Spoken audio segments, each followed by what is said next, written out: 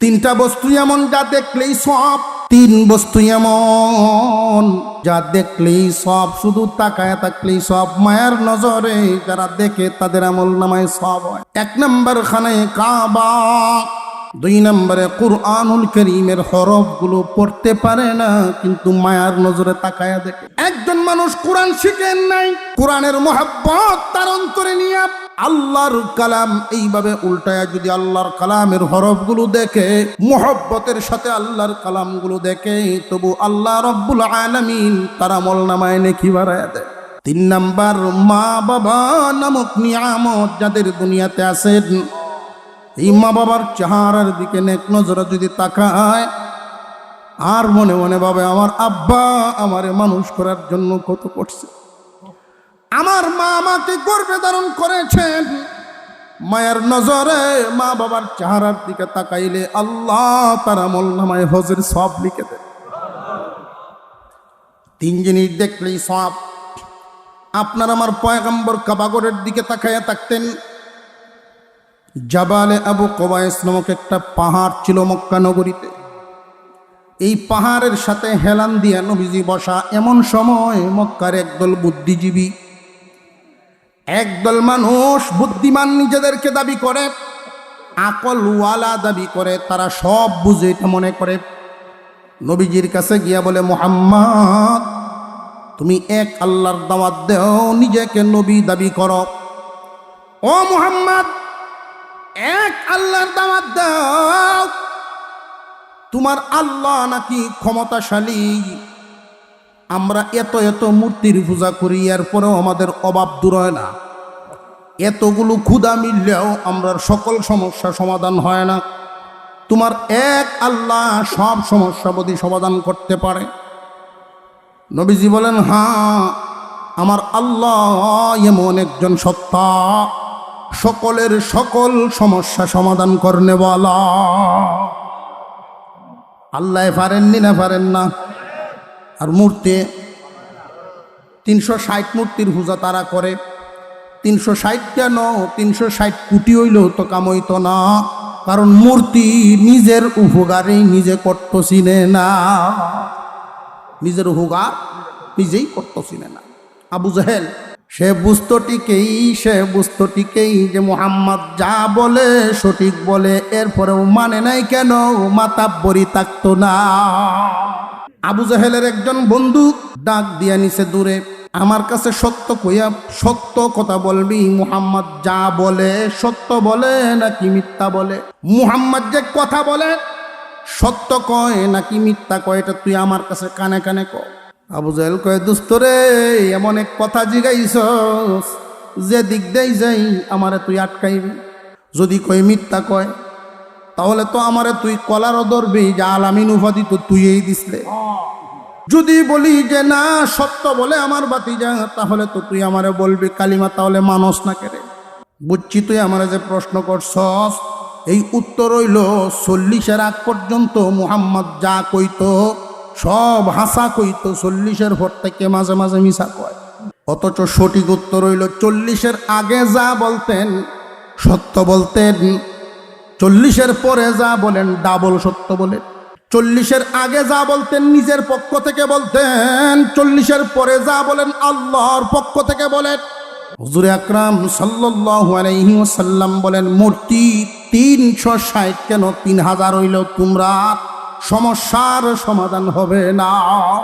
আল্লাহর রাসূল এইভাবে মজলিসে বসা কয়, হুজুর আমি মুসলমান হওয়ার আগে মূর্তি খুব পছন্দ করতাম, ভালোবাসতাম। আমি আদর করে সাথে রাখার জন্য গমের আটা দিয়া একটা মূর্তি বানাইছিলাম, এটার রং দিয়া রঙ্গাইয়া ব্যাগের ভিতরে বইরে তৈতাম, যেখানেই যাইতাম সাথে করে নিয়ে যাইতাম, যেখানেই যাইতাম সাথে রাখতাম। যখনই ক্ষুধার কথা মনে হইতো ব্যাগ তো বাইর করে দেখতাম আর সুমাইতাম। হঠাৎ একদিন মরুভূমি, বিশাল মরুপ্রান্তর অতিক্রম করার সময় কোনো দোকানপাট নাই, বাড়ি ঘর নাই, পেটে এমন কিদা লাগছে হুজুর, আমার ফাও চলে না, ট্যাং চলে না কিদার কারণে। হঠাৎ মনে হইল যে আটার এক মূর্তি তো আছে, ওই ক্ষুধা নিবারণের জন্য ক্ষুধা খাইছিলাম। এই দিন আমার একটু উপকার হয়েছিল, পেটের কিদাটা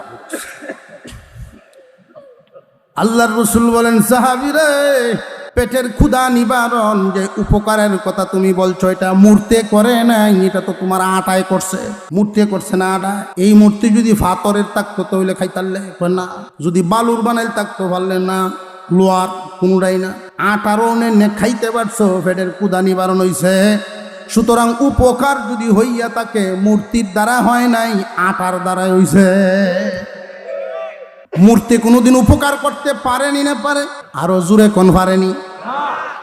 মূর্তি কোনোদিন ফায়দা দিতে পারে না। সকল সমস্যার সমাধান করতে পারেন একমাত্র কে? মুহাম্মদ, তুমি নাকি এক আল্লাহর দাওয়াত দেও? জি, আমি এক আল্লাহ, প্রভাবশালী ক্ষমতাশালী এক আল্লাহর দাওয়াত দেই। তুমি সেই আল্লাহর নবী? জি, আমি সেই আল্লাহর নবী। ও মুহাম্মদ, সত্যি যদি তুমি নবী হয়ে থাকো, তোমার আল্লাহ যদি ক্ষমতাবান হয়ে থাকেন, যেই পাহাড়ের সাথে তুমি হেলান দিয়া বসা, জবালে আবু কুবাইস, এই পাহাড়টারে স্বর্ণের পাহাড় বানাও দেখি। যদি স্বর্ণের পাহাড় বানাইতে পারো আর আমরা স্বর্ণ নিবার পারি, সব মুসলমান হয়ে যাইব।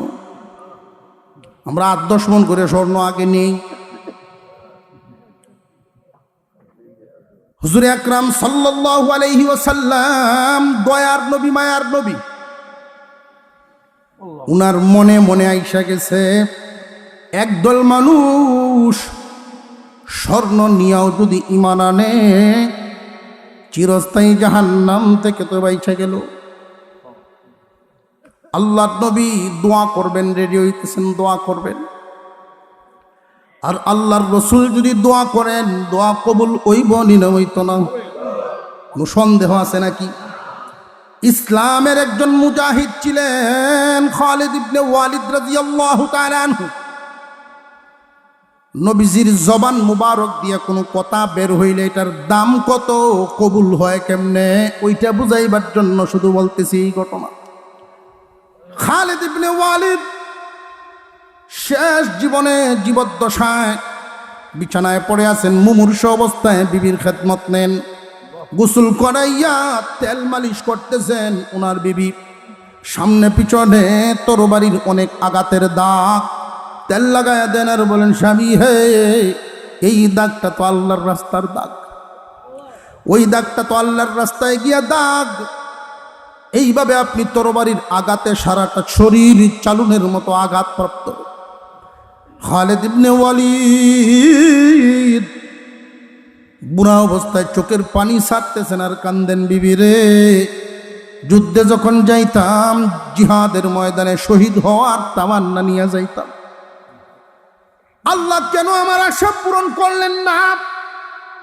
যদি জিহাদের ময়দানে শহীদ হইতাম, ডানাওয়ালা পাখির মতো জান্নাতে উঠতে পারতাম, সুখ শান্তি নিতে পারতাম। এতক্ষণে তো আমি জান্নাতের সুখ বুক করতে পারতাম। আল্লাহ কেন শহীদ করেন নাই? আজকে এই বিছানার মধ্যে, চাটির মধ্যে গড়াগড়ি করি। দিনদার বিবি ছিলেন, দিনদার বিবি। জেনে রাখবেন, বিবি যদি দিনদার হয়, স্বামীর জন্য দিনের পথে চলা সহজ হয়। বিবি যদি দিনদার হয়, দিনের পথে চলা সহজ হয়। দিনদার বিবি ডাক দিয়া বলেন, স্বামী হে, আপনার কি স্মরণ নাই আল্লাহর রসুলের জবান মোবারকের কথা? খালিদ ইবনে ওয়ালিদ বলেন, কি কথা? যে আল্লাহর রসুল যে বলছেন, খালিদ সাইফুল্লাহ, খালিদ হলো আল্লাহর তরবারি। ও স্বামী, পৃথিবীর জমিনে এমন কোন তরবারি আছে যে আল্লাহর তরবারি ভাঙবে?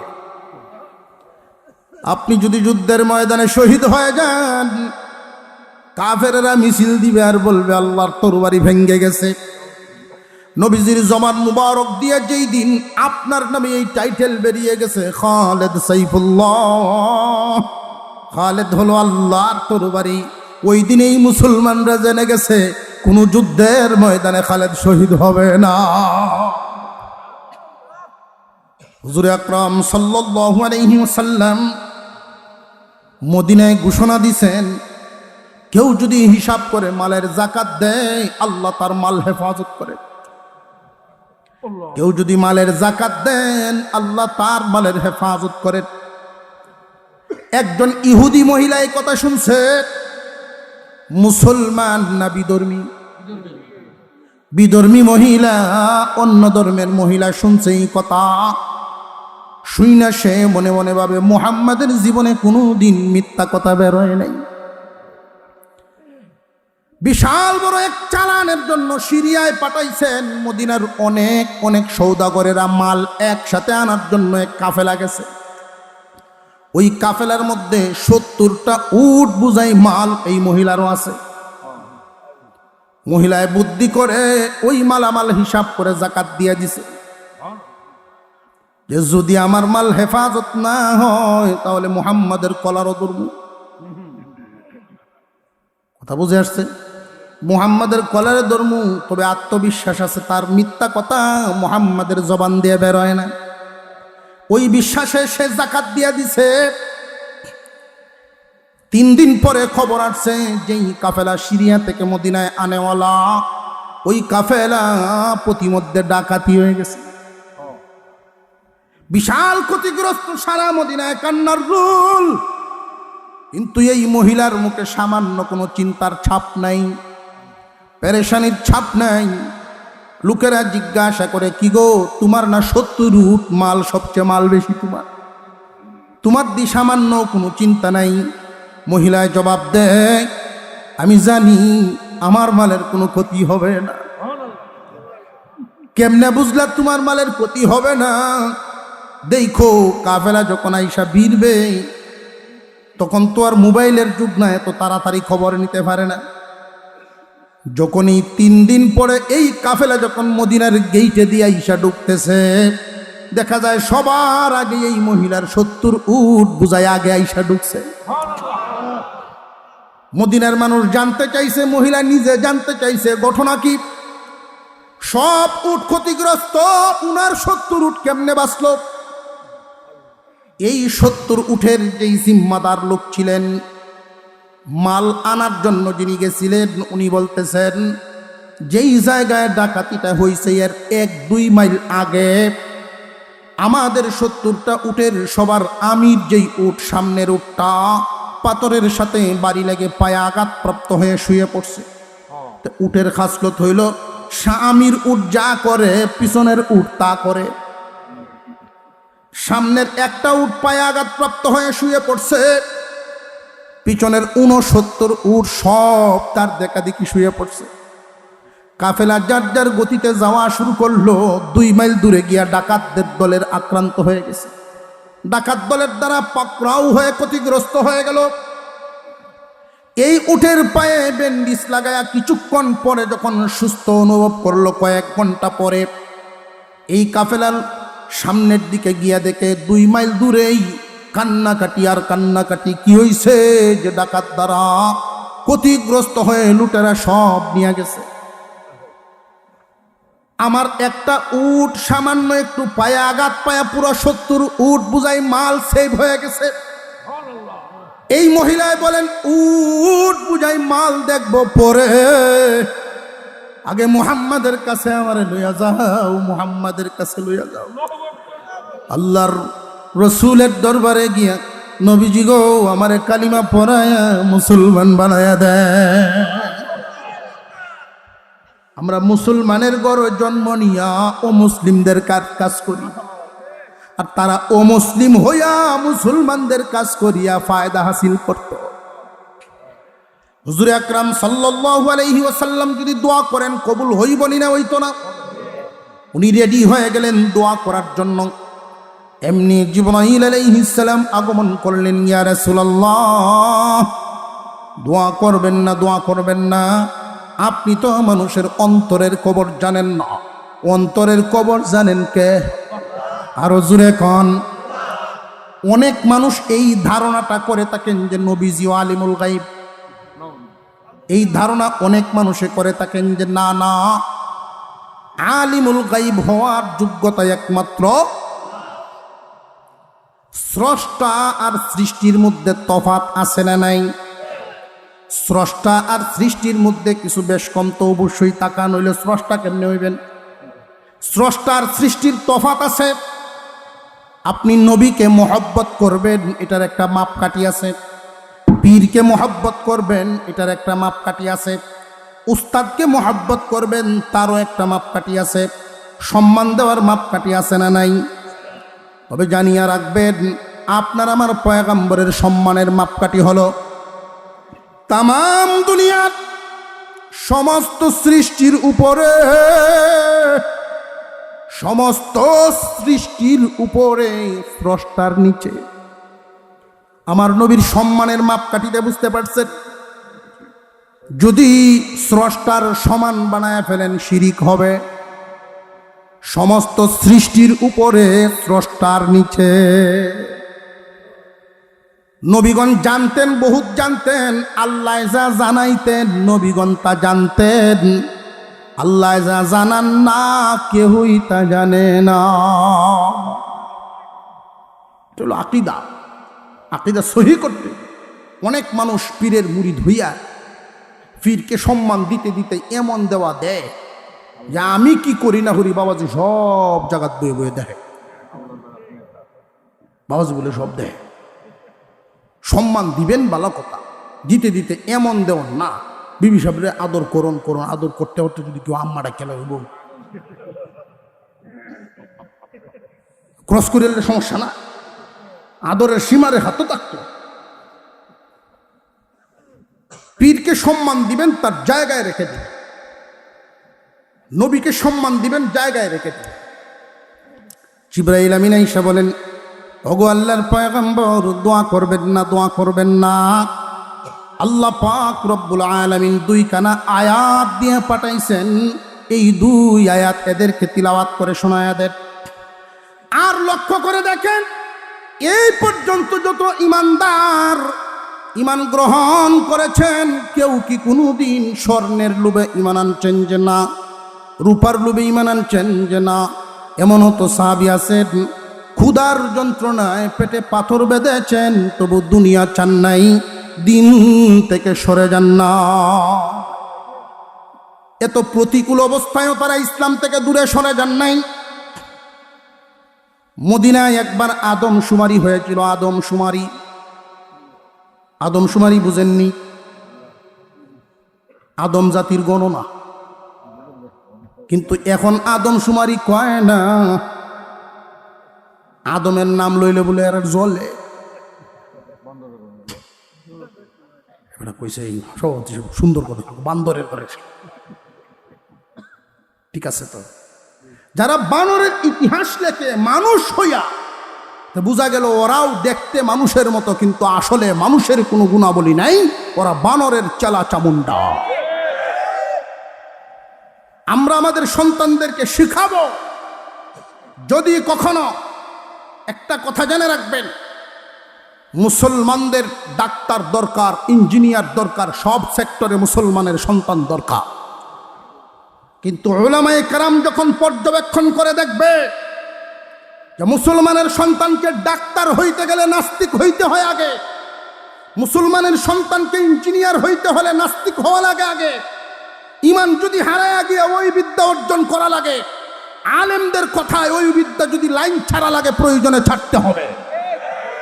এই শিক্ষা কমিশন, ওই সিলেবাস যদি পরিবর্তন করা না হয়, আলেম উলামাদের পরামর্শে যদি না আসে, আলেমরা যখনই আপনাদেরকে সঠিকটা বুঝাবেন, ঘুমে থাকবেন না। কোনো বাজারে যদি চোর ঢুকে, একা পাহারাদারে শুধু প্রতিহত করতে পারে না। পাহারাদার জাতিকে জাগায় দেওয়া, ব্যবসায়ীদেরকে জাগায় দেওয়া দায়িত্ব, নিজ নিজ মাল নিজের হেফাজত করা দায়িত্ব। আলেম উলামাদের কাজ আপনাদের ঘুম ভেঙে দেওয়া, যে দেখেন সিলেবাস এই করছে, এই সিলেবাসে যদি একটা বাচ্চা গিয়ে পড়ে, 10টার মধ্যে 2টা হইল বিশ্বাস করে বসবে। কি পড়াচ্ছেন? সন্তানরা ইমান হারা হবে। এমন শিক্ষার দরকার নাই যেই শিক্ষায় ইমান বাঁচে না। উলামায়ে কেরাম বুঝে শুনে এই শিক্ষা ব্যবস্থা তারা চালু করছেন। মাদারিসে কওমিয়ার সুশিক্ষার ব্যবস্থা ইনশাআল্লাহু তাআলা যদি আলেম উলামাদের সুরে তৌহিদি জনতা একমত থাকেন, যত বড় মসনদওয়ালা, যত বড় ক্ষমতাওয়ালা, এই জমিনে কুরআনওয়ালাদের বিরুদ্ধে, তৌহিদ জনতার বিরুদ্ধে গিয়ে টিকে থাকতে পারবে না, কেউ পারবে না। আলেম উলামা, তৌহিদি জনতা, মুসল্লি, পীর আউলিয়ার দেশে, যেই দেশের মাটির নিচে লক্ষ লক্ষ আউলিয়া উলিয়া, যেই দেশের মাটির উপরে বিচরণ করছেন লক্ষ লক্ষ আলেম উলামা, যেই দেশের মাটির উপরে কোরআনের খেদমত হয়, ভোর রাত্রিতে হিফজখানায় পড়া হয়, ওই দেশে কোরআন হাদিসের বিরুদ্ধে নাস্তিকদের চেতনা জিন্দা রাখতে দেওয়া হবে না। জিবরাইল আলাইহিস সালাম খবর নিয়ে আসছেন নবীজির কাছে, আশ্চর্য খবর, ভয় পাওয়ার মতো খবর।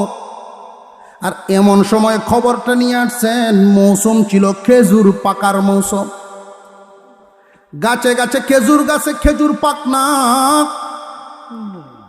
আরবরা বছরে একবার খেজুর নামাইয়া নিজেদের সারা বছরের খুরাকির ব্যবস্থা রাখেন, আবার বিভিন্ন বাজারে বাজারে বাজারজাত করেন, খরচের ব্যবস্থা তো এই সময়, অর্থাৎ আমরা দেশের দাওয়া মারি।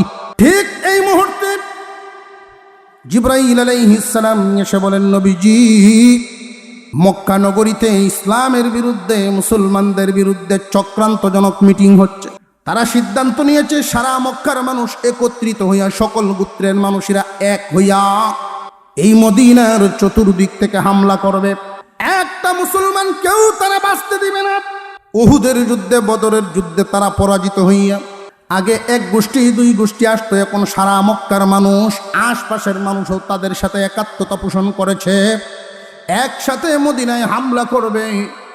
আপনি সাহাবীদেরকে নিয়ে পরামর্শ করুন, প্রতিহত করার চিন্তা ভাবনা করেন, বাকি সাহায্য করার মালিক তো আছেন না। না, আপনি আগে প্রতিহত করার জন্য মাঠে নামেন, পরে আল্লাহর সাহায্য পাবেন। এইখান থেকে একটা শিক্ষা আছে, মুসলমান কোনো একটা বিষয়ের জন্য যদি মুসলমানরা ঝাঁপিয়ে পড়েন, নিজেরা আগে চেষ্টা করতে হইব, এরপরে আল্লাহর রহমত। এলাকায় যদি একটা যাত্রা গানি প্রভাবশালীরা যদি আনতে চায়, তখন মসজিদে বৈশা শুধু দোয়া করলে বন্ধ হইত না। বন্ধের জন্য যুব সমাজ আগে জাপায়া পড়তে হবে, এরপরে আল্লাহর রহমত নাজিল হবে। হুজুর আকরাম সাল্লাল্লাহু আলাইহি ওয়াসাল্লাম সংবাদ পাইলেন, জরুরি মিটিং ডাকলেন। জরুরি মিটিং, হযরত আবু বকর সিদ্দিক রাদিয়াল্লাহু তাআলা আনহু হাজির। ইয়া রাসূলুল্লাহ, ইয়া হাবিবাল্লাহ, আপনার চেহারা মলিন দেখলে আমি আবু বকর সহ্য করতে পারি না। উমর রাদিয়াল্লাহু তাআলা আনহু হাজির। ইয়া রাসূলুল্লাহ, এই খাত্তাবের ছেলে ওমরের বুকে এক ফোঁটা তাজা রক্ত থাকতে কোনো কাফিরকে মদিনায় ঢুকতে দিব না। জরুরি মিটিং চলতেছে এই মুহূর্তে, কেমনে কি করা যায়? আমরা তো জনবল কম, অস্ত্রের বল কম, চতুর্দিক থেকে যদি হামলা করে কয় দিক দিয়ে ফিরাইবেন? কয় দিক দিয়ে ফিরাইবেন? চতুর্দিক থেকে যদি ঘিরিয়ালায় তখন কি করবে? অস্ত্র বেশি, মানুষও তারার বেশি। এমনি একজন মুরব্বী সাহাবী এই মজলিসে ছিলেন, সালমান ফারসি রাদিয়াল্লাহু তাআলা আনহু। উনি যখন ইসলাম গ্রহণ করেছিলেন তখনই ওনার বয়স 120 বছর। উনি দাঁড়ায় বলেন, ইয়া রাসূলুল্লাহ, যদি ইজাজত দেন আমি একটু কথা বলতাম। আল্লাহর রাসূল বলেন, আপনি বলেন। মুরব্বিকে মূল্যায়ন করা এটা আমি নবীর সুন্নত। মুরব্বিকে ইজ্জত দেওয়া কার সুন্নত? আল্লাহর রাসূলের সুন্নত। কোনো যুবকের আচরণে, কোনো যুবকের কাজকর্মে, আচরণে যদি মুরব্বি খুশি হন, মন থেকে যদি দোয়া যায়, এই যুবক তার সফলতার কাজে পৌঁছানোর জন্য এই দোয়াটা তার ইঞ্জিনের মতো ঠেলায়। আজকাল যুবকরা এগুলো ভুলে গেছে। যুবকদের মধ্যে আদব কায়দা কম। আগে যদি দেখা গেছে মুরব্বি 2-4 জন এক জায়গায় দাঁড়ানো, বাপ চাচারে দেখলে যুবকরা দূরে দিয়ে যাইতো, সামনে দিয়ে যাইতো না। আর এখন বাপের জিগায় মেস আসেনি, হোর জামাই একসাথে মিললে খায়। আদব কায়দা বলতে এখন চলে যাচ্ছে, বেয়াদবরা বেশি বাড়ছে। বেয়াদব মাহরুম আজ ফজলে রব, বেয়াদব আল্লাহর রহম করম থেকে বঞ্চিত, আল্লাহর দয়ার থেকে বেয়াদব বঞ্চিত। আর আদব আল্লাহর রহমত প্রাপ্ত হয়। নবীজির এই সুন্নাত মুরব্বীদেরকে মূল্যায়ন করা। আল্লাহর রাসূল বলেন, আপনি বলেন, ইয়া রাসূলুল্লাহ, এই বয়সে আমি রুম এবং পারস্যের অনেক যুদ্ধে অংশগ্রহণ করেছি, আমি কলা কৌশল দেখেছি নবীজি। আমাদের লোক কম, অস্ত্রও কম, তারার লোক বেশি, অস্ত্রও বেশি। আমি একটা পরামর্শ দেই, এই মদিনা উহুদ পাহাড় 3 দিক দিয়া ঘেরা, 3 দিক দিয়া উহুদ পাহাড়, একদিক দিয়া খোলা। আমরা এই শহর থেকে দূরে বেরিয়ে যাব, মদিনার থেকে দূরে বেরিয়ে যাব, যেইখানে গিয়ে আমরা একটা খাল খনন করে ফেলব। এমন একটা খাল খনন যদি করতে পারি, মাঝে মাঝে রাস্তা রাখলাম, ওই খালটা ওরা টপকাইতেও পারবে না, শহরের ভিতরে ঢুকতেও পারবে না। এই যে গ্রাম, ওই গ্রামে যদি কোনো শত্রুপক্ষ হামলা করতে চায়, মুরব্বীরা যদি পরামর্শ দেন, যুবকরা রে, এই গ্রামের চতুর্দিক থেকে তোমরা খাল খনন করে ফেলো, এই খাল টপকায়া গ্রামে কেউ ঢুকতে পারবে না। মাঝে মাঝে রাস্তা রাখবা যেন আমরা আসা যাওয়া করতে পারি। রাস্তা যদি ছোট হয়, ওই পারে 500 লোক থাকলেও এই পারে 10 জনই এদের মোকাবেলা করতে পারবো। এটা কৌশল, হ্যাকমত। নদীর এই পারে 5000 মানুষ, নদীর ওই পারে 500 মানুষ, ব্রিজ একটা, এই ব্রিজ ছাড়া আসা যাওয়ার রাস্তা নাই। এই 5000-এর মোকাবেলা 500 যথেষ্ট নি না? যথেষ্ট, ঠিক না বে ঠিক? হুজুর আকরাম সাল্লাল্লাহু আলাইহি ওয়াসাল্লাম বর্ণনা করেন, সালমান, আপনার পরামর্শ আমার কাছে বড় পছন্দ হয়েছে। এখন যুদ্ধে কারা কারা অংশগ্রহণ করব? পরের দিন সকল মানুষকে হাজির করলেন মসজিদে নববীর সামনে। হে মুসলমানরা, তোমরা শোনো, তোমাদের বড় সংকটপূর্ণ মুহূর্ত, বড় দাওয়ামারির সময়, কাজকামের সময়, খেজুর পাকার সময়, ইসলামের উপরে যদি আঘাত আসে, আর এই মুহূর্তে আমি নবী ডাক দেই, জিহাদের ময়দানে কারা কারা যাইতে প্রস্তুত আছো? ইসলামকে টিকিয়ে রাখার জন্য কারা কারা প্রস্তুত? আল্লাহর রাসূল যখন প্রশ্ন করলেন, ওইখানে নারী পুরুষ শিশুরাও পর্যন্ত হাজির ছিল। সব মানুষ তো হাত উঠাইছেন, পিছনে তাকায় দেখেন একজন মহিলা একটা বাচ্চা কোলে নিয়ে দাঁড়ায় আছেন। একটা হাত নিজে উঠাইছেন, আর একটা হাত দিয়ে বাচ্চার হাতটা উঠায় রাখছেন। এর দ্বারায় বুঝায় রাখছেন, ইয়া রাসূলুল্লাহ, ওগো নবীজি, এই হাত তো আছেই, আমার কুলের বাচ্চারেও এই ওসিয়ত করে যাব, ইসলামকে টিকায়া রাখার জন্য জানমাল যা লাগে সারা জীবন দিয়া যাইবা। কোনদিন একজন বাবা তার সন্তানকে দস্তরখানে বসায়া, একসাথে বসায়া এই কথা বলে না, বাবারে ইসলামের জন্য প্রয়োজনে জীবন দিবা, এটা শিখায় না। এই জন্য ইসলামের মোহব্বত বাচ্চায় বুঝেও না। বাচ্চায় বুঝে নেতার মোহব্বত, দুনিয়ার মোহব্বত, বাবায় যা শিখায় তা বুঝে। হুজুর সাল্লাল্লাহু আলাইহি ওয়াসাল্লাম ঘোষণা দিলেন, 3000-এর মধ্যে 1000 যাইবা যুদ্ধের ময়দানে, আর 2000 থাকবা মদিনা। 2000 যারা থাকবা নিজেদের কাজকর্ম তো করবাই, আর যারা যুদ্ধে চলে যাবেন তাদের খেজুরের কাজগুলো তোমরা করিয়া দিবা। যারা জিহাদে যাইব তাদের কাজগুলো, মদিনায় যারা থাকবা নিজের কাজ করবা, মুজাহিদদের কাজগুলো তোমরা করিয়া দিবা। এতে তোমরা জিহাদে শামিল হওয়ার সওয়াব পায়া যাইবা। সাহাবায়ে কেরামের অবস্থাও তাই। কারোর কাছে পানি আছে, কারোর কাছে খেজুর, কারোর কাছে খেজুর নেই, শুধু পানি। বিশাল অভাবের সময়, এরপরেও মাটি কাটার কাজ সাহাবীরা পিছপা হন নাই। আল্লাহর পয়গম্বর বন্টন করে দিয়েছেন, প্রতি 10 জনের বন্টনে 40 হাত, 15 হাত প্রশস্ত হবে, 10 হাত গভীর হবে খালটা। খাল খনন করতে হবে 15 হাত প্রশস্ত, 10 হাত গভীর। খন্দকের যুদ্ধ নামে ইতিহাসে এই যুদ্ধটা প্রমাণিত, ইতিহাসে আছে লেখা, খন্দকের যুদ্ধ, গজওয়ায়ে আহজাব, সম্মিলিত বাহিনীর যুদ্ধ। সম্মিলিত বাহিনী আক্রমণ করার জন্য যখন মদিনায় আসছিল, সাহাবায়ে কেরামকে আল্লাহর রাসূল 2 ভাগে ভাগ করে 2000 রাখলেন মদিনায়, 1000 নিয়ে গেলেন যুদ্ধের ময়দানে। এই 1000 সাহাবীদেরকে বন্টন করে দিলেন, প্রতি 10 জনের বন্টনে 40 হাত, প্রতি 10 জনের বন্টনে 40 হাত। খাল খনন করার জন্য ম্যাপ এঁকে দিলেন। 15 হাত প্রশস্ত হবে, 10 হাত গভীর হবে। এইভাবে খাল খনন করার কাজ শুরু হয়ে গেল। সকালবেলায় একটা খেজুর, এক ডুব পানি খায়া সারাদিন মাটি কাটার কাজ করেন। সবচেয়ে কাজের মধ্যে কষ্টের কাজ মাটি কাটার কাজ। এরপরেও সাহাবীরা পিছপা হন নাই।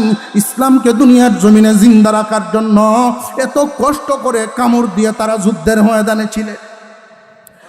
একদিন চলে গেল, 2 দিন চলে গেল, তৃতীয় দিন নবীজির সামনে একজন সাহাবী আইসা আল্লাহর পয়গম্বরের সামনে হাজির হয়ে বলেন, ওগো নবীজি, তাকায়া দেখুন, ক্ষুধা সহ্য করতে পারি নাই, এই কারণে পাথর দিয়া চাপ দিয়া রাখছি। তখনকার জামানার এই রেওয়াজ ছিল, বেশি যদি ক্ষুধা লাগতো পেটে চাপ দিতেন পাথর দিয়া, অথবা শক্ত কাপড় দিয়া যদি শক্ত করে পেটে বাঁধ দিতেন, কিছুক্ষণের জন্য কোমরটা সোজা থাকত। পাথর দিয়া চাপ দেওয়া, ওগো নবীজি সহ্য করতে পারি না, আল্লাহর কাছে দোয়া করে। ক্ষুধার জ্বালা সহ্য হচ্ছে না, আর পা চলছে না গো নবীজি। আল্লাহর পয়গম্বর ওই সাহাবীকে সান্ত্বনা দেওয়ার জন্য নবীজির জামাটা উঠাইয়া দেখাইলেন। ওই সাহাবী তাকায়া দেখেন, রাহমাতুল লিল আলামিনের 2 সাইডে বড় বড় 2টা পাথর দিয়ে ছাপ দেওয়া। এই দৃশ্য দেখে এই সাহাবী লজ্জায় চলে গেলেন। পাশের থেকে আরেকজনে দেখলেন, উনার নাম জাবের রাদিয়াল্লাহু তাআলা আনহু। ওই জাবের রাদিয়াল্লাহু আনহু দৃশ্যটা দেখে নবীজিকে বলেন, ইয়া রাসূলুল্লাহ, যদি গো অনুমতি দেন আমার একটু ছুটি দেন, বাসায় যাইতাম। আল্লাহর রাসূল অনুমতি দিলেন, যাও বাড়িতে। জাবের এমন এক দৌড় দিলেন ছোট বাচ্চাদের মতো, যেটারে বলে জান ছেড়ে দৌড়। খুব দ্রুত দৌড়ায় বাড়িতে গিয়ে বাড়ির সামনের থেকে ডাকতেছেন, বিবি রে, হে বিবি, জলদি তুই বেরো। বিবি বাহির হয়ে আসছেন। কি হয়েছে তোমার, কি হয়েছে? এত পাগলের মতো চিল্লাইতেছে না কেন? রে বিবি, জীবনে এমন আঘাত পাই নাই, আল্লাহর পয়গম্বরের পেটে পাথর বাঁধা দেখছি, নবীজির পেটে আমি পাথর বাঁধা দেখছি, সহ্য করতে পারিনি। গড়ে কি আছে তাড়াতাড়ি তালাশ কর, নবীজিরে খাওয়াইতাম, নবীজির পেটের ক্ষুধা নিবারণ করতাম। গড়ের ভিতরে তালাশ করা শুরু হয়ে গেল। পাতিল খুঁজতে খুঁজতে এক পাতিলে 1 মুঠ আটা, আর এক পাতিলে 2 মুঠ, এইভাবে জোগাড় করতে করতে মোটামুটি সামান্য 3 কেজির মতো আটা পাওয়া গেছে। রে বিবি, এই 3 কেজি আটা দিয়া হলেও তো বিশ্ব নবীরে সামান্য একটা খিচুড়ি পাকায় হইলেও দিতে পারবো। জাবেরের বিবি ডাক দিয়া বলে, স্বামী হে, এই কুরবানির মুহূর্ত, ত্যাগের মুহূর্ত, যুদ্ধের সময়, অভাবের সময় আল্লাহর রাসূলকে শুধু আপনার মাল দিয়ে দাওয়াত খাওয়াইবেন। আমি তো আপনার বিবি, জান্নাতে গেলে তো 2 জনে একসাথে যাইতাম। আমার যে একটা ছাগলের বাচ্চা আছে ওইটা আমি দিয়ে দিলাম, রুটি বানাই আটা দিয়া ছাগলের গোশত দিয়া নবীজিরে খাওয়াইবে। বিবিরে দইরা কপালে একটা চুমা দিছেন জাবের। বিবিরে, আমার সাথে চলার জন্য যে তুমি তৈরি হয়ে গেছো, তোমার মতো বিবি আল্লাহ আমাকে মিলাই দিছেন, খুশি হয়ে গেলাম তোমার উপরে। স্বামী স্ত্রী 2 জনে একসাথে পরামর্শ করতেছেন, আল্লাহর রাসূলকে যে আমরা দাওয়াত দিব, নবীজির সাথে যদি আরো 2-4 জন নিয়ে আসেন, এই জন্য আগে গড়ে কি আছে এই হালতটা নবীজির কাছে আগে পেশ করবে। আমাদের 3 কেজি আটা আছে, একটা ছোট ছাগলের বাচ্চা আছে, এটা আগে নবীজিকে বলবেন, এরপরে দাওয়াত দিবেন। নবীজি চাইলে সাথে মানুষ আনবেন, না চাইলে আনবেন না। জাবের এইভাবেই গেলেন। স্বামী স্ত্রী 2 জন পরামর্শ করছেন, যেইভাবে নবীজির কাছে গেছেন সেইভাবে। ইয়া রাসূলুল্লাহ, আমার ঘরে 3 কেজি আটা, একটা ছাগলের বাচ্চা আপনার দাওয়াত।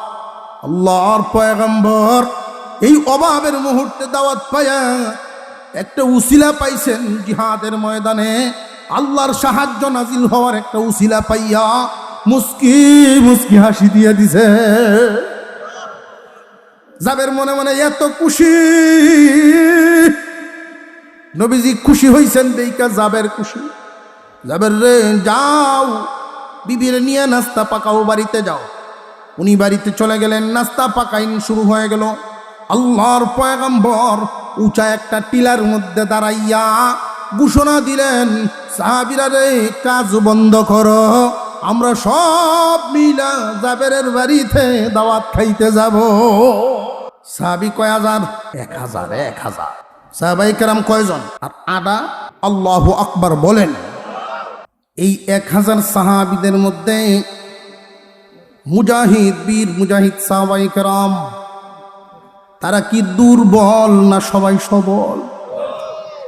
এমন সাহাবীও ছিলেন এক তালে যদি দৌড় দিতেন, এত শক্তির অধিকারী, এত স্পিডে না, এত আস্তেও না, এক তালে দৌড় দিয়া মক্কা থেকে মদিনায় আসতে পারতেন। আল্লাহু আকবার, আল্লাহু আকবার। মুসলমান ইমানদার ভাইয়েরা আমার, আল্লাহর পয়গম্বর যখন ঘোষণা দিলেন জাবেরের বাড়ির দাওয়াত, একজন সাহাবী আর একজন সাহাবীকে আস্তে আস্তে জিগান, শুনছি না জাবের গরিব? জাবের না গরিব মানুষ, এত বড় আয়োজন সে কেমনে করলো? আসলে কি জাবেরে করছে না বিশ্ব নবীর আয়োজন? জাবের তো জানেন না এত কিছু হইতেছে। আল্লাহর রাসূল আগে আগে যান, 1000 সাহাবী নবীজির পিছনে পিছনে রওনা দিয়েছেন জাবেরের বাড়ির দিকে। মরুভূমির ধুলাবালি, আকাশ মুখরিত। জাবের যেই মাত্র এই দৃশ্য দেখছে পেরেশান, একবার ঘরে যান, একবার বাইরে যান। বিবি জিজ্ঞাসা করেন, স্বামী হে, নবীজি আপনার বাড়িতে আসছেন, আপনি চিন্তিত হয়ে গেলেন কেন? তুমিও একটু তাকায় দেখো, আল্লাহর রাসূলের পিছনে পিছনে তো সবাই আসতেছে। নবীজি সবাইকে নিয়ে চলে আসতেছে। জাবেরের বিবি দিনদার বিবি, আগেই বলছিলাম বিবি যদি দিনদার হয় দিনের পথে চলা। জাবেরের বিবি জিজ্ঞাসা করেন, স্বামী হে, উনি যে সত্য নবী, আপনার কি কোনো সন্দেহ আছে? যে না, সন্দেহ নাই।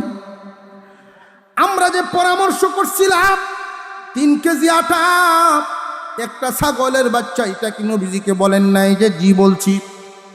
স্বামী হে, এটা শোনার পরেও সত্য নবী যদি 1000 নিয়ে আসেন, আমার তো মনে হয় সারা মদিনার সব মানুষ নিয়েও যদি আসেন গো, আমার চিন্তার কোনো কারণ না। জাবের রাদিয়াল্লাহু তাআলা আনহুর বাড়ির সামনে নবীজি আয়েশা ডাকতেছেন, জাবের, নাস্তা পাকানো শেষ হয়েছে? জি হুজুর শেষ। ডাকনা উদাম করো না, পাতিলগুলো সামনে আনো। আল্লাহর পয়গম্বর বরকতের ফু দিলেন, ডাকনা উদাম করিও না, প্রত্যেককেই 10টা করে রুটি দাও, এই 3টা করে রুটি দাও, এই পরিমাণ গোশত দাও, 3টা করে রুটি দাও, এই পরিমাণ গোশত দাও। 3টা করে রুটি বন্টন শুরু হয়ে গেল। 3টা করে রুটি দেন, ওনার সাথে আরো কিছু সহযোগী নিলেন, তোমরাও দাও। 1000 সাহাবী 3টা করে রুটি, এই পরিমাণ গোশত সবাইরে খাওয়ানো শুরু করলেন। নবীজি ডাক দিয়া বলেন, জাবের রে, তোমার গোষ্ঠীর লোকদেরকেও কইয়া লাও। গোষ্ঠীর লোকরা নইলে আলোচনা করব, সমালোচনা করব, অত বড় আয়োজন, আমরা তো মুখ দিয়ে জিগাইল না। কয়নি না? কয় না? নবীজি বলেন, তোমার গোষ্ঠীর লোকরা কইয়া লাও। আল্লাহু আকবার। এখানে একটা সুন্নত শিখাইছেন নবীজি, এখানে একটা সুন্দর আচরণ শিখাইছেন। তোমার বাড়িতে যদি 100 জনের আয়োজন করতারো, তোমার গোষ্ঠীর 5 জন মুরব্বী কইলে তোমার কি কম হইব? অনেক মানুষ এমন আছেন, শরীরের গরমে মানুষ চক্ষু বাসে না। গরিব হইলেও তোমার গোষ্ঠীর লোকদেরকে তুমি পাতের মধ্যে বাদ দিও। তোমার গোষ্ঠীর লোক যদি খুশি থাকেন, তোমার মরনেওয়ালা মুরব্বীরা খুশি থাকবো, তাদের রূহ খুশি হইব। আল্লাহর রাসূল বলেন, জাবের, গোষ্ঠীর লোকদেরকে কইলাম, তারারেও কইছেন। একজন সাহাবীর সামনে যান, ভাই 3 রুটি নিছেন, আরো একটা দিতাম। যে না জাবের রে, জীবনে কত খাবার খাইলাম, এত তৃপ্তির খাবার কোনোদিন খাইতে পারি নাই, পেট ভরে গেছে রে জাবের। এবার জাবের রাদিয়াল্লাহু আনহু রাস্তায় বেরিয়ে গেছেন, পাত্র নিয়ে রাস্তায় বেরিয়েছেন। কেউ কি আসলে খাবার বাকি থাকলে এখন আসো, খাইতে পারবে, কোনো অভাব নেই, আল্লাহর রহমত নাজিল হয়ে গেছে। জাবের মানুষকে ডাকেন, তাকলে এখন আসো, পরে আসলে আর পাইবা না, এখন আসলে খাইতে পারবা। ডাইকা ডাইকা মানুষরা আইনা উনি খাওয়াইতেছে। সব সাহাবীরা খায় বিদায়। আল্লাহর রাসূল বলেন, জাবের এবার আমারে খাওয়াও, তুমিও খাও, তোমার বিবিরে নিয়ে খাওয়াও। সবার খানা শেষ। দালাইলুন নবুওয়াত কিতাবের মধ্যে উল্লেখ করা হয়, সমস্ত নবীকে আল্লাহ যেই পরিমাণ মুআজিজা দান করেছিলেন, একা আপনার আমার পয়গম্বরকে এর চেয়ে বেশি মুআজিজা আল্লাহ দান করেছে। জাবের সাহাবীরা যে খায়া গেল, কাটাগুলো একসাথে করো। সব কাটাগুলি একসাথে করা হলো। আল্লাহর পয়গম্বর কাটার স্তূপের উপরে হাতটা রাখলেন। জাবের বর্ণনা করেন, কি পড়েছেন তা শুনি নেই, ঠোঁট নড়েছে আমি দেখেছি। কিছুক্ষণ পরেই তাকায়া দেখি একটা হাড় আর একটা হাড়ের সাথে জোড়া লাগে, একটা হাড় আর একটা হাড়ের সাথে জোড়া লাগে। কিছুক্ষণের ভিতরেই আমার ছাগলটা জমিনে দাঁড়ায়া যায়।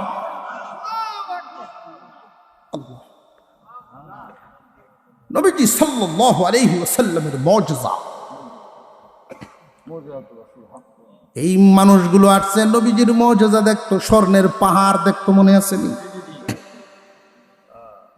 আর এই যে সাহাবীরা ইসলামের জন্য জিহাদ করতেছেন, পেটো পাথর বেঁধে, জিবরাইল আমিন বলেন, ইয়া রাসূলুল্লাহ, তাকায় দেখুন, পেটে পাথর বাঁধে, এরপরেও ইসলাম থেকে পিছিয়ে যায় না। আর ওরা স্বর্ণের লোভে ইসলামও আইতো চায়, ওরা ইসলাম গ্রহণ করবে না। আপনি দোয়া করবেন না? আপনি যদি দোয়া করেন গো, ওই পাহাড় স্বর্ণের পাহাড় হয়ে যাবে। উহুদ পাহাড় মাঝে মাঝে ডাইকা ডাইকা বলতো, ইয়া রাসূলুল্লাহ, আপনি হুকুম দিন, আমি উহুদ স্বর্ণ হয়ে যাই। আল্লাহর রাসূল বলতেন, না, যদিও আল্লাহ আমাকে বাদশা বানাইছেন, আল্লাহর পয়গম্বর আসলে গরিব ছিলেন না। যিনি ফু দিলে পাথর স্বর্ণ হয়ে যায়, উনি কি গরিব? যিনি ফু দিলে পাথর স্বর্ণ, উনি কি গরিব? আল্লাহর রাসূল গরিব ছিলেন না, কিন্তু গরিবের হালতে থাকতে পছন্দ করতেন। সিরাফারা কাপড়, সেলাই দিয়া কাপড়, একবার খানা আর একবার উপাস, এই জিন্দিগি ওনার পছন্দ ছিল। কিয়ামতের কঠিন ময়দানে এই জন্যই আপনার আমার পয়গম্বর নবীগণের সিরিয়ালে সবার আগে ঢুকবেন জান্নাতে, আর নবীগণের সিরিয়ালে সবার পিছনে থাকবেন সুলাইমান আলাইহিস সালাম, বাদশা। আল্লাহ বুঝায় দিলেন, ধনী হইলেই লাভ দিও না, হিসাব দিয়া যাইবা। ধনীর তুলনায় গরিবরা আগে যাইবে জান্নাতে। আর গরিবদের মধ্যে যদি সবরকারী গরিব, সবরি গরিব, সবরি, বেসবরি আর সবরি আছে না, সবরি যদি হয় গরিব, আল্লাহ কুদরতি হাত তার মাথায় বুলায় দিবেন, গরিব রে, তোরে গরিব বানাইছি, এরপরেও আমারে বুলস নাই। তোরে গরিবী হালতে রাখছি, এরপরেও আমারে বুলস নাই। যা, তোর ভুলগুলো মাফ করে 500 বছর আগে, ধনীর 500 বছর আগে তোরে জান্নাত দিলাম। ধনীদের 500 বছর আগে গরিবের। মুসলমান ভাইরা, জিবরাইল আমিন নিষেধ করলেন, উনি দোয়া করেন নাই। এই আয়াত নাজিল করে, আয়াতগুলো নাজিল করে বোঝায় দিলেন, আপনার কোনো কিছুই না। একটা স্বর্ণের পাহাড় বানানো আল্লাহর জন্য কি কঠিন না সহজ? আয়াত নাজিল করে তিনি শোনায়া দিলেন, ইন্না ফি খালকিস সামাওয়াতি ওয়াল আরদি ওয়াখতিলাফিল লাইলি ওয়ান নাহার লাআয়াতিন লিউলিল আলবাব। নিশ্চয়ই আসমান এবং জমিনের সৃষ্টিতে, আসমান এবং জমিনের সৃষ্টির মধ্যে রাত এবং রাত এবং দিনের পরিবর্তনের মধ্যে, এই যে জমিন বানাইছেন, এত শক্ত করে আল্লাহ বানান নাই যে কুটা গাড়া যাইব না, এমন নরমও বানান নাই যে ট্রাক চলতো না, বিল্ডিং উঠতো না। কত সুন্দর করে জমিনটা বিছাইছেন। এতে কি বুঝো না যে একজন মালিক আছেন আল্লাহ? যেই আল্লাহ এত সুন্দর করে জমিন বিছায়া রাখছেন, এই জমিন যেন নড়াচড়া না করে। ওয়াল জিবালা আওতাদা, পাহাড়গুলোরে পেরেক হিসাবে বসায় রাখছেন যেন নড়াচড়া করতে না পারে জমিন। জমিন যদি নড়ে তোমরা টিকতে পারবা না। বিশাল আসমান, এই আসমান যে বানাইলেন কোনো কুটি নাই, এই আসমান যে বানাইলেন কোনো কুটি নাই। এই কুটি ছাড়া আসমান যিনি বানায় রাখছেন ওনার জন্য স্বর্ণের পাহাড় বানানো কি কঠিন না সহজ? আরো গুরুত্ব দিয়ে বুঝায় দিলেন পরের শব্দগুলোর মধ্যে। ওরা আল্লাহর ক্ষমতা জানতে চায়, আপনি শুনায়া দেন রাত এবং দিনের পরিবর্তন যে আল্লাহ গঠান, কখনো রাত লম্বা কখনো দিন লম্বা, হয়নি না হয়নি? এটা একমাত্র কার হাতে? যদি মানুষের হাতে থাকতো উভয় আসিত, বয়সে বড় হয় না এলেমে।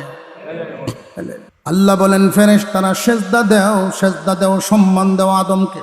আদমের ভিতরে আমি ইলিম ঢুকায়া দিলাম, ইলিম দিলাম যেখানে সম্মানও সেখানে। সেজদা দিতে গিয়া একজনের দেয়ই নাই আর একজন আগে দেয়। সকল ফেরেশতারাই সেজদা দিছেন, তুলনামূলকভাবে একজন আগে দিলেন, ওনার নাম ইসরাফিল আলাইহিস সালাম। আল্লাহ পাক রব্বুল আলামিন খুশি হইয়া ঘোষণা দিলেন, ইসরাফিল রে, যেই কাজ তুমি করেছ, সম্মান দিতে গিয়ে তুমি আগ্রহ বেশি প্রকাশ করেছ, আগে সম্মান দেওয়ার কারণে আমি আল্লাহ তোমার একটা পুরস্কার দিব। কি পুরস্কার? যে তোমার কপালে 30 পারা কোরআন লিখে দিলাম। ইসরাফিল আলাইহিস সালামের কপালে 30 পারা কোরআন আল্লাহ লিখে দিলেন। আর আরেকজন সুজাকার, এটার নাম ইবলিস। এটাই কয় আমি হইলাম আগুনের, আদম হইল মাটির, আমি তার চাইতে উত্তম, আনা খায়রুম মিনহু, তার চাইতে আমি বালা, সুতরাং আমি তার সামনে ঝুঁকতাম না। এক নাম্বার কথা হইল আল্লাহ বলছেন আলেমকে সম্মান দেও, সে দেয় নাই। 2 নাম্বার অহংকার করছে। এই জমিনে অনেক মানুষ এমন আছে যে আমি চৌধুরীর হুত হেরে কিতা দিতাম সম্মান। সলিমুদ্দির হুত আলেম হইছে, চৌধুরীর হুত মসজিদে গিয়া দেখে যায় ইমাম সাহেব নাই, সলিমুদ্দির হুত যা আলেম হইছে সেটা ইমামতি। চৌধুরী সাহেব যদি কয় যে তোর ভিজা নামাজ পড়লাম না, অহংকার যদি ভিতরে থাকে, আল্লাহ হুকুম দিয়েছেন আলেমদেরকে সম্মান দাও, কারণ তুমি সম্মান দিবা না কেন, আল্লাহ নিজে সম্মান দিছেন।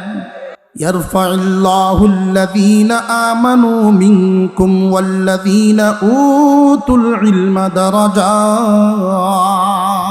সম্মান 2 ধরনের হয়। এক ধরনের সম্মান হয় টাকার বদৌলতে, যার পয়সা বেশি সম্মানও বেশি। বেটা যদি কালাও হয় আর ধনী বাপের হুত হয়, বউয়ের অভাব, কালা জামাই, ধনী বাপের হুত, ধনী থাকলে সম্মান নিয়ে সম্পদে সম্মান আসে, আর একটা হইল ইলিমে সম্মান আসে। তবে 2টার তফাৎটা দেখেন, সম্পদের সম্মান অস্থায়ী, ইলিমের সম্মান স্থায়ী। সম্পদের সম্মানটা, সম্পদ আছে যতক্ষণ, সম্মান আছে ততক্ষণ। কথা বুঝে আসতেছে?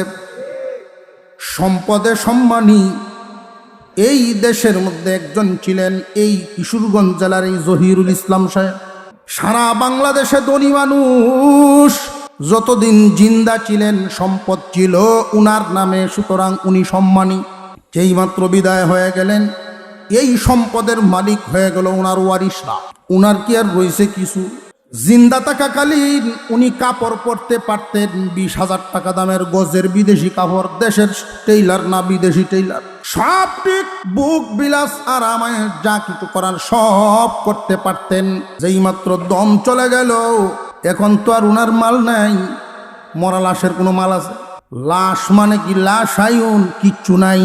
এখন এই জহিরুল ইসলাম সাহেবের ব্যাপারে যদি চিন্তা হইতো যে উনি যেহেতু ধনী ছিলেন, স্বর্ণের প্যাকেট বানায় কব্বরে দেন, মখমল কাপড় বা রেশমি কাপড় দিয়ে কব্বরে দেন, হইব না সাদা কাপড় হইব? অন্য রাজ্যে দশা, তোমারও এই দশা। অর্থের সম্মান স্থায়ী না অস্থায়ী? অর্থ তোমার ছিল যতক্ষণ, সম্মানও ততক্ষণ। অর্থ থেকে তুমি আলাদা হয়ে গেছো, সম্মানও আলাদা। কিন্তু ইলমের সম্মান, একজন আলেম দুনিয়ার জমিনে যখন রাস্তা দিয়া ঘুরেন, কোনো একটা জনপদ, কোনো একটা গ্রামে যদি ঢুকে, আল্লাহ রব্বুল আলামিন এই আলেমের সম্মানে ডানে বামের গুরুস্থানে যদি আযাব হয়, বন্ধ করায় দেন। এই আলেম যখন রাস্তা দিয়ে হাঁটেন, গর্তের পিপিলিকা সমুদ্রের মাছ পর্যন্ত আলেমের জন্য দোয়া করেন, প্রভু হে, মানুষ হিসেবে অনেক সময় ভুল হয়ে যায়, আলেমের ভুল হয়ে গেলে আল্লাহ মাফ করে দিও।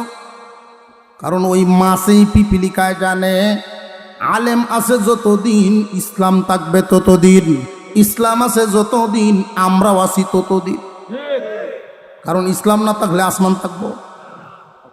এই জন্য পিঁপড়া এই কথা বুঝে, মাছে এই কথা বুঝে, এই কারণে আলেমের জন্য দোয়া করে। বড় কপাল পোড়া কিছু মানুষ এই কথা না বুঝার কারণে আলেমদের বিরোধিতা করে। ওই যে হুজুর যে বলছেন একটু আগে, এমন এক সময় আমরা পার করতেছি, কম দামা জিনিসের দাম বেশি, দামি জিনিসের দাম নাই। যে যারে মারে তার গারো আয়া ভরে। জেনে রাখবেন, আপনি কাউরে ঠকাইবেন, জিততে পারবেন না, ঠকা লাগবো। কাউরে আপনি বিপদে ফেলাইবেন, এই বিপদ আপনার জন্য অপেক্ষা করবে। যদিও পরিপূর্ণ দুনিয়ায় না পান, আখিরাতে আদালত আছে না না। হুজুর আকরাম সাল্লাল্লাহু আলাইহি ওয়াসাল্লাম, আপনার আমার নবী, বিশ্ব নবীর অভ্যাস ছিল সময় পাইলেই খানায় কাবার দিকে তাকায়া থাকতেন, আল্লাহর ঘর মন ভরে দেখতেন। সুবহানাল্লাহ কইতেন না? যারা মক্কায় গিয়েছেন, নবীজির ঘর দেখছেন, ঘরের দরজার থেকে দাঁড়াইলে, এখন তো বিল্ডিং হয়ে গেছে, হারেম শরীফের এরিয়া বাড়ছে। তখন তো আর এমন ছিল না। সাফা এবং মারওয়া দুই পাহাড়ের মাঝখান দিয়া আল্লাহর নবীর ঘর থেকে খানায় কাবার দেখা যায়, খানায় কাবা দেখা যায় দুই পাহাড়ের মাঝখান দিয়া। নবীজি যদি কখনো অবসরে বসতেন তো কাবা ঘরের দিকে ফিরে বসতেন। আল্লাহর পয়গম্বর যেই পাহাড়ের উপরে ধ্যানে মগ্ন ছিলেন, ওই উঁচা জায়গা থেকে আমি তাকায়া দেখছি খানায় কাবার ছাদ দেখা যায়। কাবা ঘরের সাথে প্রেম আল্লাহর পয়গম্বরের জন্য বলেন, খানায় কাবা তো এমন এক ঘর, একবার তাকাইলে 20 বার রহমত নাজিল হয়।